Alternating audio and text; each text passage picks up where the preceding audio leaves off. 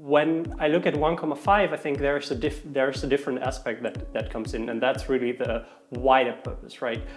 I think we all know the climate crisis is the biggest challenge, or definitely one of the biggest challenges that humanity is facing right now. I would say it pushes outside of the boundary, right? So we are not here to stay within the boundary, because the boundary is that we cannot live on renewables.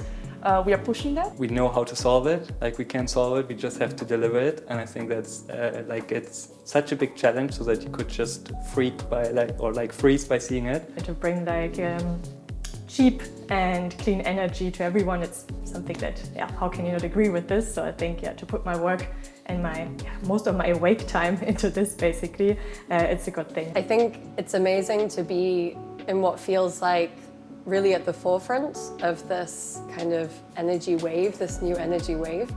I think it's really exciting that we're finally at a point where it not only is the right thing to do, but it makes economical sense. Like, we're really talking about mass market transformation right now.